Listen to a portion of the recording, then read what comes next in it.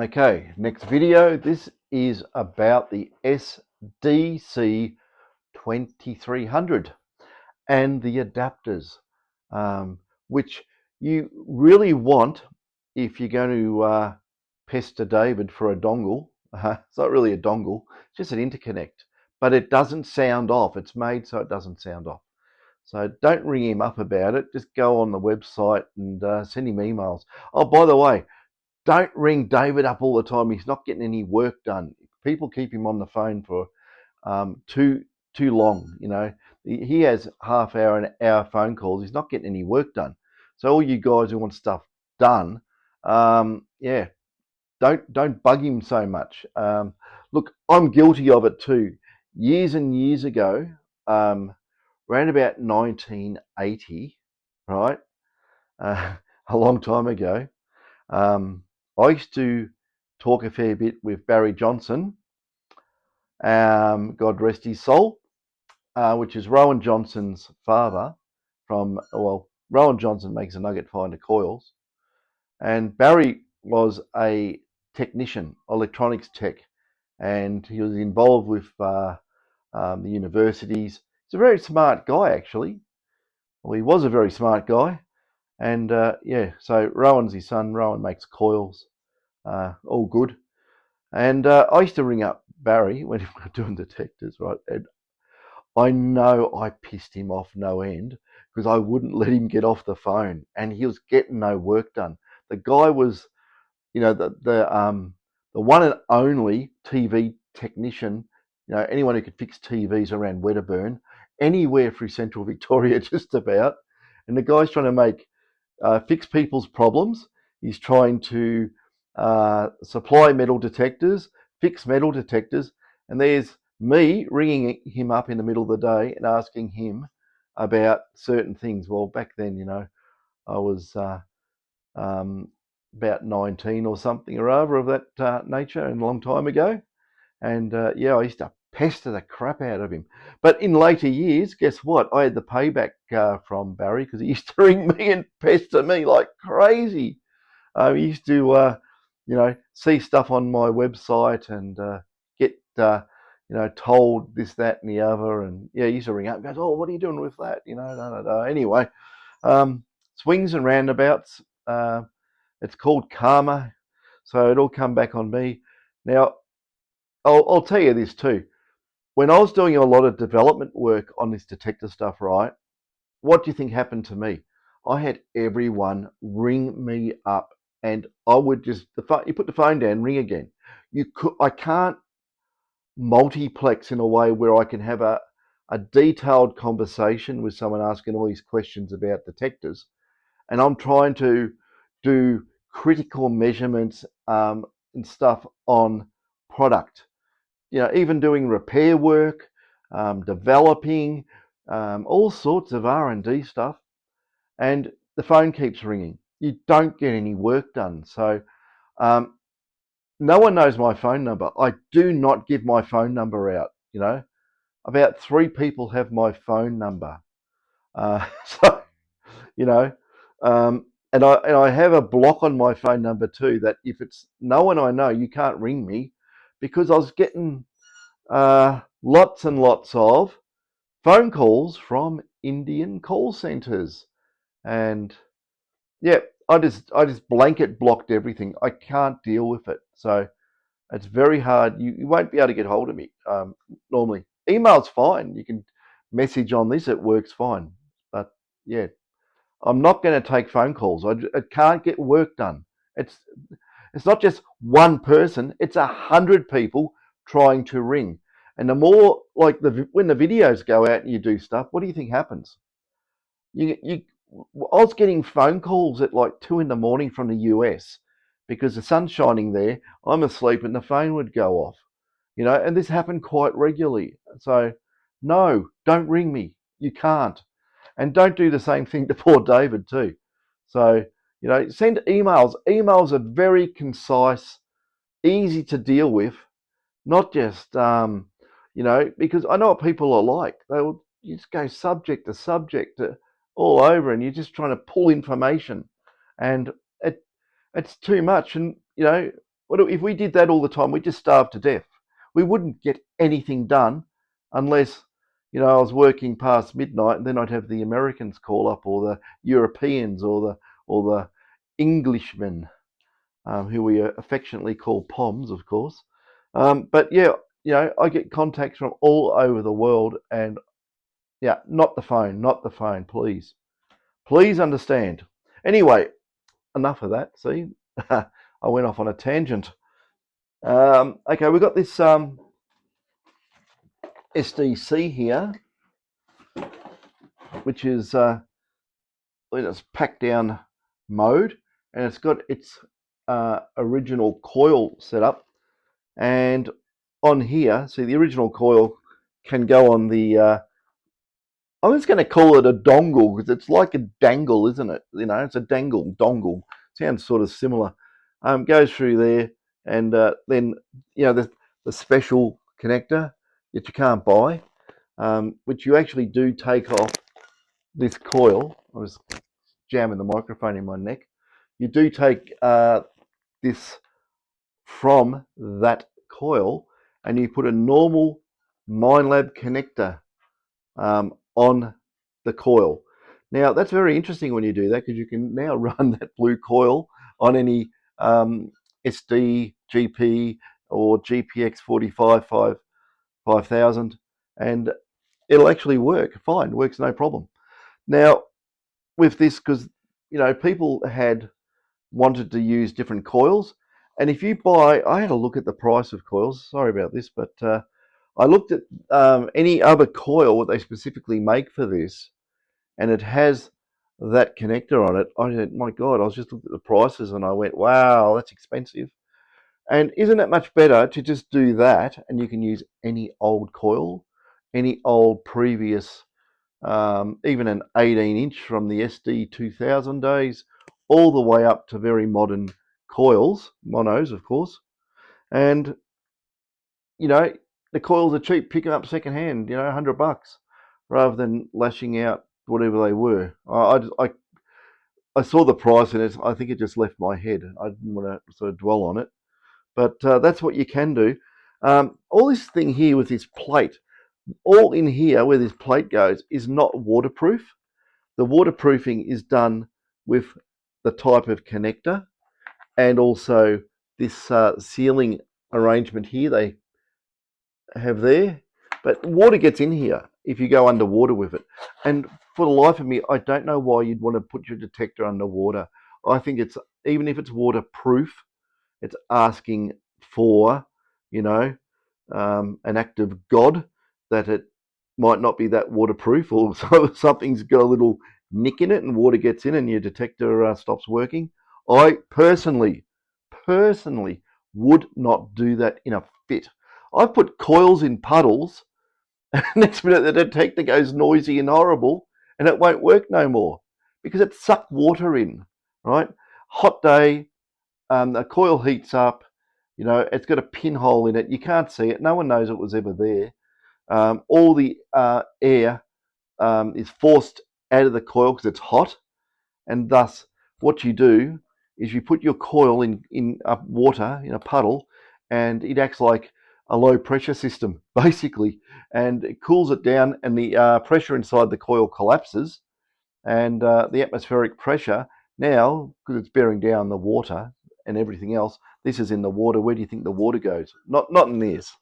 It could if it had a pinhole in it, but what I'm saying is any coil gets absolutely stuffed if it gets water in it. It will not function properly. I've opened up so many coils in the past where people go, it's noisy. Either it's been crimped on the coil gland, where it's busted the outside braid, if you want to call it braid, but outside wires. And the other one is that I've opened it up and they've got the paper in there. The paper, which is coated with carbon, it's all wrinkly like this, and that's because it got water in it, and it absolutely stuffs them. So what I would do with a coil, right? This is my own personal opinion, right? And I won't show it on this. That's damn heavy to hold like that all the time. See, I'm going off on a tangent, but so what? what I would do on a coil, say you got a coil like that, okay? What you do, if you drilled a hole in the coil, right, and just had a normal grommet on a bit of tubing, you could just bring it up. You could just do it right beside here or something, and just bring it up and just bend it over like a snorkel, right? And have it like a snorkel. You can, as long as the snorkel doesn't go underwater or get water in it, you know. Oh, someone's here. That'll be David. But that's good. I might get David to explain how the Coiltek thing works. Hang on a sec. I'll leave it going so he'll come in. I hope it's him. I'll find out. Good. You can come and explain how this works. Huh? Oh, that was good timing, wasn't it? Yeah, good. I was just about to, but it's on, so. Huzzah. Okay. You might want to turn a microphone on. Turn the microphone. There, if you want it. I'll do it quick. Okay. Dave's going to do a quick explanation of this because he's been right into it more so than I have. I've just been doing the electronic-y stuff. Marvellous. Okay, there's that. I've shown this and I've explained how that in here is not waterproof and that. And you know bits and pieces and bits and bobs that you pull this out and you can do this and you can do that. So yeah, take a chair. No, it's easier standing up. You can just hold the thing. So, okay. Should you make a dongle using the blue coil, you need to feed, if you wanted to use it again and hook it up as intended, you would need to feed the connector all the way back down. So your normal 5-pin connector. To do so, you've got to remove this obstacle, which is just a twist and pull. It's a piece of plastic. You've already pulled it out, haven't you? Yeah, that's out of the way. It's just a guide for the curls in the cable, but whatever. You pull it out, get it out of the way, so you can get this thing through. You can put it back in if you want afterwards, but whatever.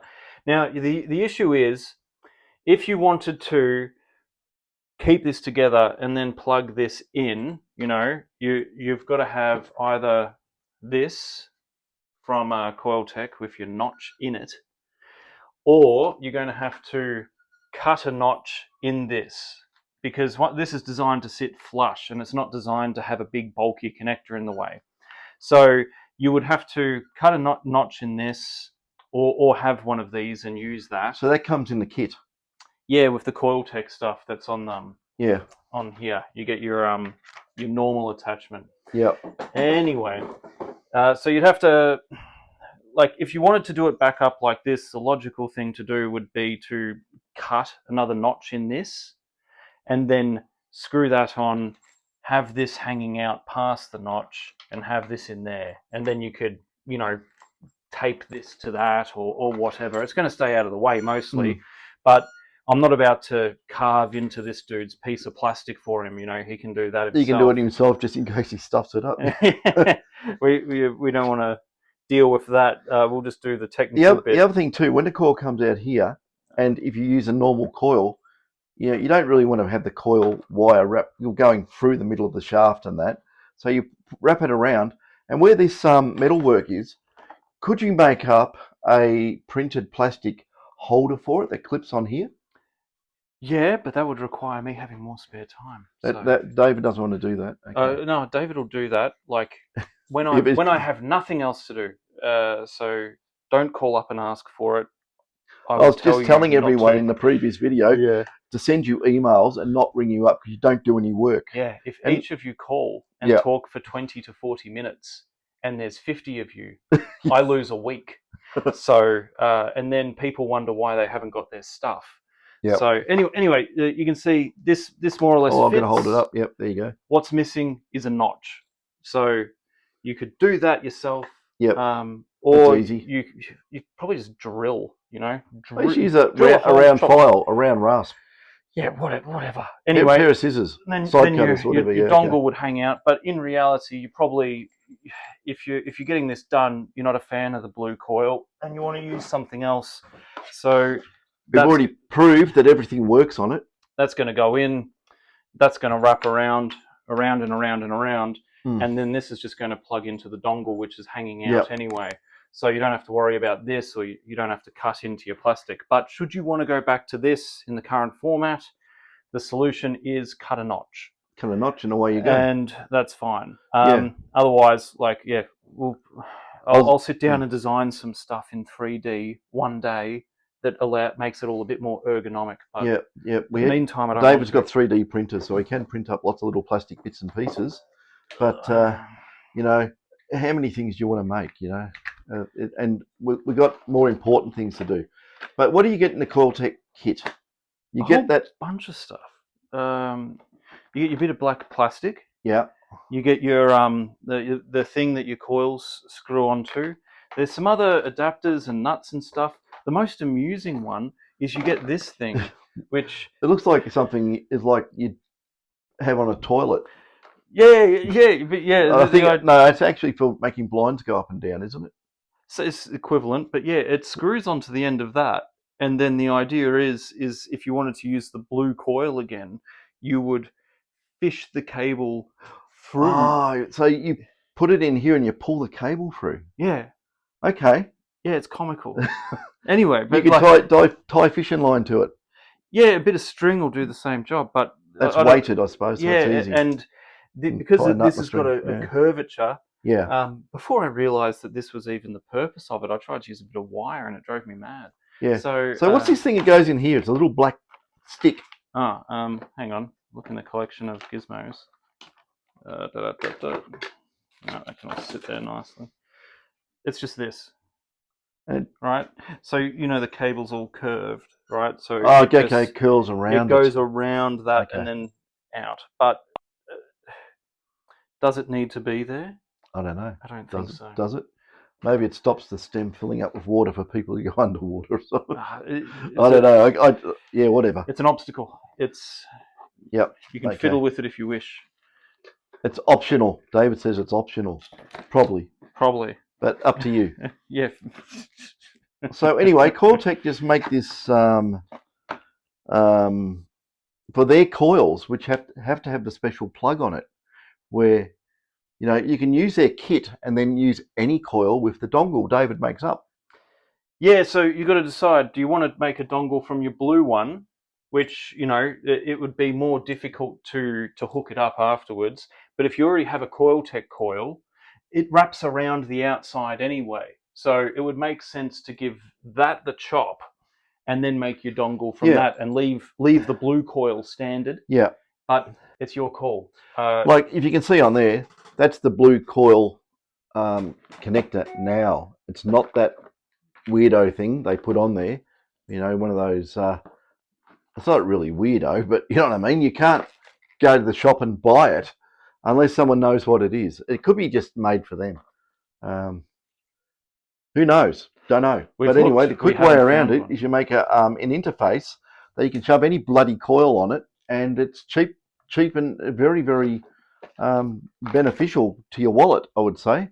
But all you need to do is lash out on this Coiltek mount here, which is that lovely piece of plastic. That thing. What is it? Is it plastic or carbon fibre, or what is it? Oh, it's probably just ABS. But it's threaded, and the attachment mechanism is... Hang on a sec. I'm going to put this on the ground. I want to check that out and see what they actually have done. I haven't really examined it. Molded. Okay.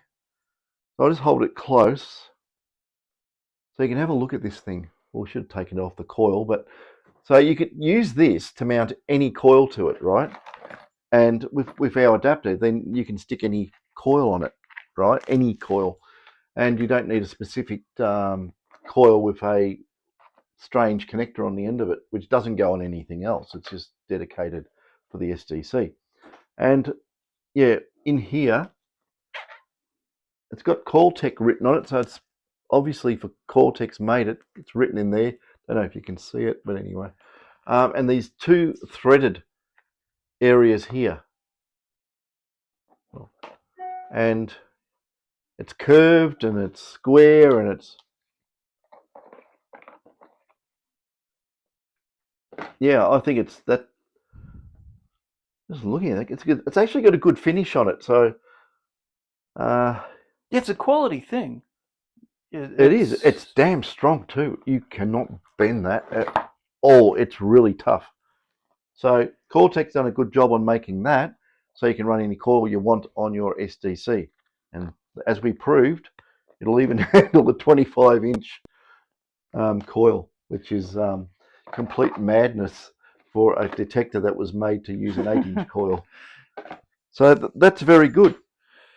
So that's the kit. Oh, the Coiltek kit box. We'll show the box. This actually, it says here. Oh, okay. This one come from EE Day and Sons, which is in Ballarat, Minelab dealer in Ballarat. EE Day and Sons. So I'll give them a plug, a free plug. Yeah, well they have these, good. And I've looked on the internet for these, and here it says $70, right, for the kit. For the Coiltek kit. I would wager inflation's had its way with that. When I had a look on the internet, they're all $99. So I don't know. I don't know if that was. It's old. It's an old one. The price has gone up because everything's inflated. Not inflation. It's called greed. And yeah, Coiltek Gold Extreme Accessory Pack is what it is called. And this is number 1501, so maybe they've sold a hell of a lot of them. Yeah. So that's it. That's the box. You can see the price on that. It's different now. Maybe you can haggle. I don't know. Up to you. But yeah, that's it. So you got to be careful with the SDC, because there's when you put another coil on it, you got to be careful how you do the interconnect. Pass this thing. Yeah, because if you don't interconnect the coil correctly, it's going to sound off. Even if you touch the cable, you touch the coil, it'll sound off. The way we've made this interface allows the detector to work perfectly and not sound off. You don't want to grab your detector and it goes whoa, whoa all the time. So this just neutralizes that effect. It's probably just a capacitance effect, and you don't need to run separate little blue wire down to the coil, which does whatever it does. I'm not going into that, but anyway, that made me laugh. But yeah, that's all interesting stuff. Yeah, and Dave, I was just telling him about these before on the previous one and how they all work, and I mentioned Stan was the one playing with it, and it comes from Amazon. What's it called? I can't remember. Hang on. What is it called? We don't know what it's called. It's called magnetic something. Something. I don't know. Hang on. Sorry, I'm just going to do this while I've got him here. So we jump around, like I say. Harlue, Harlue, whatever that means. That could just be some arbitrary brand. Okay. Magnetic viewing film. Magnetic viewing film. Yeah. Okay. But it works. Here, chuck it here. It works really good on. Show on your phone, because I couldn't do it. I wanted to do it. You get like. Can you see that? I don't know. You get really close because it'll focus. Huzzah! Yeah, it's a lot of reflection in here. Yeah. Down the bottom it was. Where's the big magnet? Oh, I've done the magnets. Ah, well, yeah. I've done the show and tell. Very good. But yeah, magnetic viewing film, and that was discovered by Stan. Stan, the coil experimenter extraordinaire. Stan, I will call you back when I have time. Yeah. Yes. He did leave a message. I feel bad. I haven't called him back. That's what happens, you know. Phone calls just chew up too much time. They really do. You know, 2 lines in an email. I got the point across, you know, and you can email back pretty quickly, because I know we go, oh no, I don't want to be caught on the phone for half an hour. No, it does. It's very frustrating. I won't answer it today. I must finish.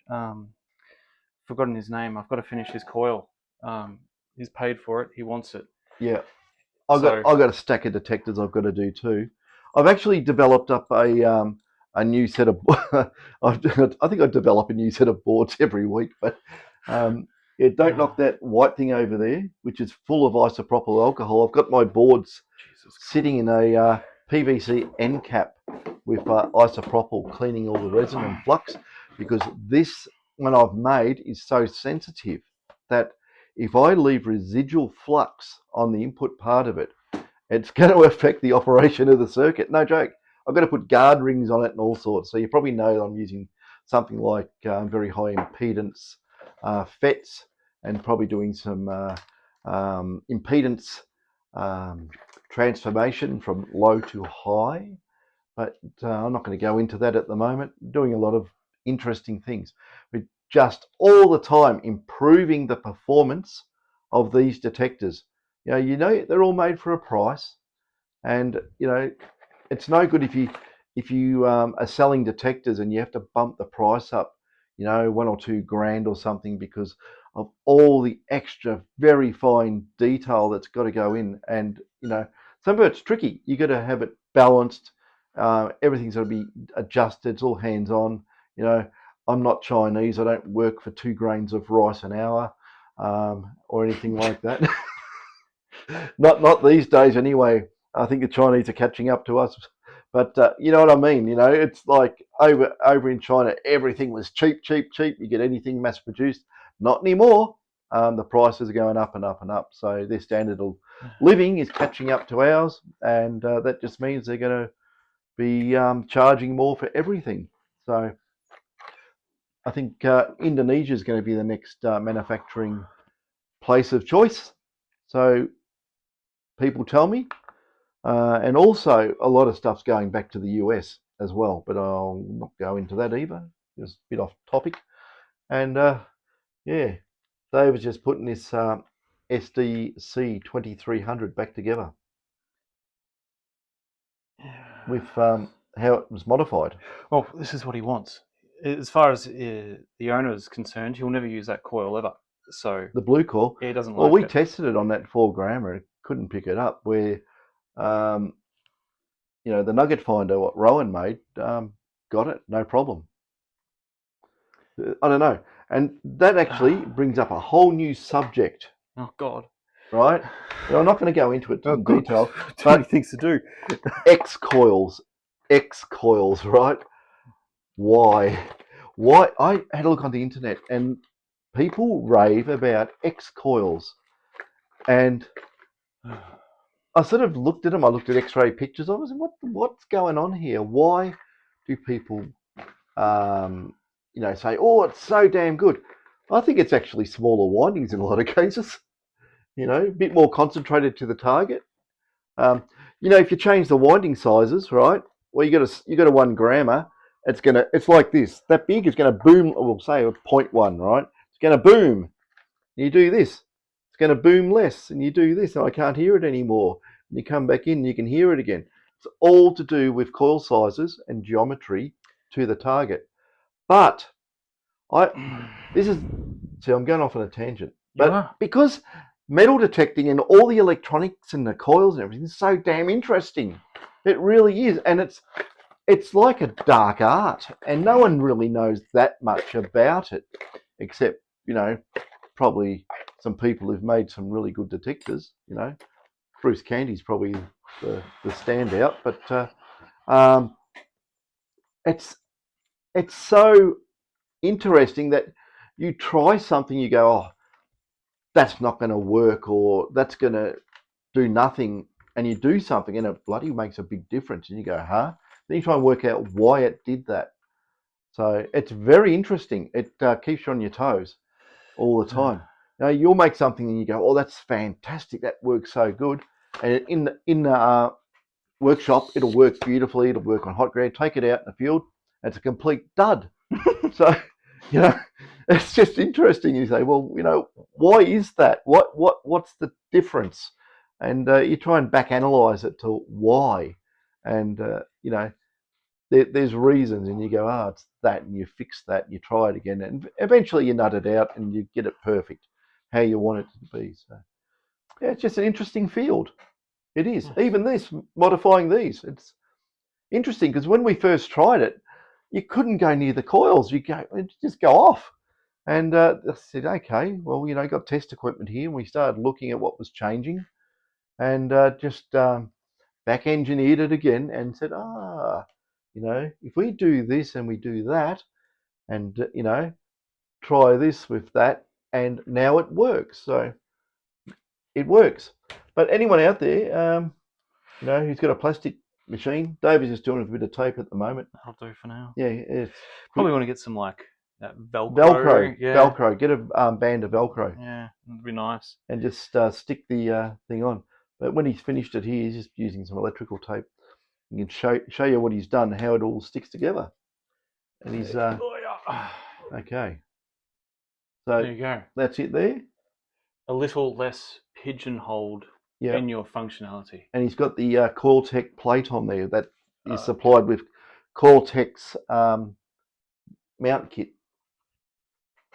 So yeah, that's a nice and neat. That's fine. Off topic, how many messages do you get a day from Domino's? Never sign up. Don't sign up to Domino's, he says. My God. Dear me. Actually, I get about probably 4 or 5. Yeah, it's absurd. Yeah, no, not before breakfast, but before lunch. And then before dinner. Yeah, 2 o'clock afternoon snack, Domino's. At least one a day. Yeah. I don't mind Domino's. They've actually picked their game up, if you ask me, from a while ago. Some of their pizzas are really nice. But I'll tell you what, the other day, Pizza Hut put a special on. I haven't had Pizza Hut pizzas for ages. And I actually got 2 Pizza Hut pizzas, half price. And oh my God, it brought back memories. It's just got a particular taste to it. It's really good. It reminds me of being a kid. Pizza Hut. Go to Pizza Hut with Nana, Fantastic. Yeah. Go get the all you can eat. There's only a few of those left in the country. I don't want the all you can eat. Yeah. You don't know who breathes in it.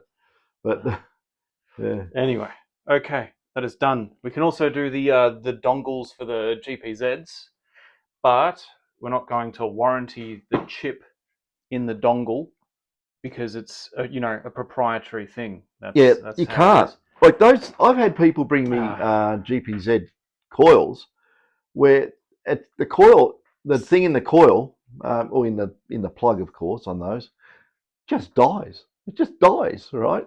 Because what you do is you get another one and you plug the coil in, and the detector fires up, and you go, bloody hell, why? I don't know. It's I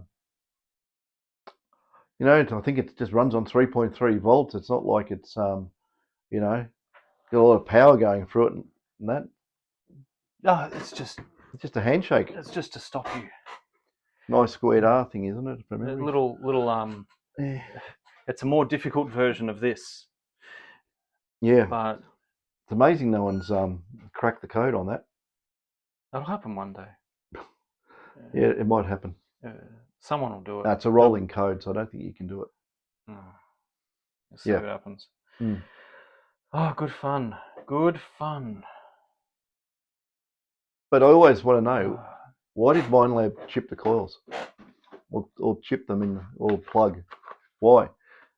Because you take the dongle off or out and make an adapter, and it works on other coils from other manufacturers.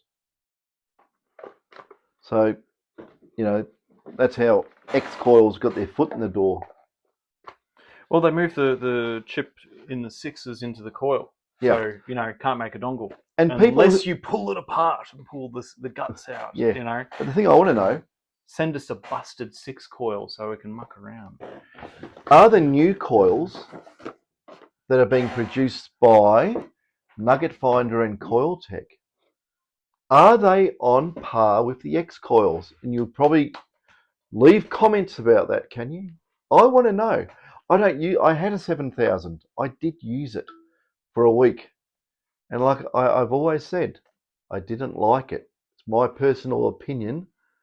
I hated it, right? But it works fine. It's quite an interesting detector. It's very, very good on small gold at more depth than what you'd get it with another detector. I was we did some experiments. We were going, oh, what? That's with the standard coils. It's good. See? How's that? We've done about 10 topics in one video. Sorry about that, but yeah. So that's all back together and ready to roll. Very good. Well, I want to finish off the one I've got on the bench there because I want to put those new boards in it, Oh, good fun. and then I'll do a video on that. Are they clean? One would assume. I'd say they're clean by now. Hopefully, Oh yeah. I've got to get every bit of resin off those. So I've made them before. When you run very high impedance equipment, you could breathe on it, just huff on it, and damn old thing will track through the vapor or for the moisture on the board. So you got to be careful. Yeah, nice little sandwich, isn't it? Yes. You know how long that took to build? That was very, very difficult. But anyway, I'll be testing that out. I'm going to put that in a 5,000 anyway. We'll see how it goes. Should go good. I should actually go very good. And I'll just go do one more board, another stage. I'm not going to go into too much detail because if I say too much, what happens is manufacturers go, oh, aha, we should try that, and then you just lose your commercial advantage on stuff. So I'm not doing it. But yeah, It's all good. it's all good. Marvelous. Oh, and we got another product coming out. Actually, we got two products coming out. I'm not going to mention what they are, Okay. right? Because one's over there and one's over there. Sorry, bend the thumb over there. But I saw parts of it in one of the videos, but no one to know what the parts are. So was it? yeah, the Oh, little no. gold things in the background. Oh no. Yeah. Okay. Damn. No, that's all right. They can go look and then get confused by what they are. Okay, there was some gold things sitting on somewhere. Okay, Yeah. I don't know about. Oh, I do know about it because I can see them now. Oh no. That's Oh no, that was meant to be a real big surprise. No one will It's know so what it good is. for the detecting industry. Everyone's going to want this. I'll tell you right now, everyone's going to want it. But anyway, there goes David on the thing. We better cut this short. David's got to go and do stuff, and I've got to go and do stuff. Ciao. It's super hot here today. It's ridiculously hot. No one's going out to the test site, so we'll just leave it there. Catches.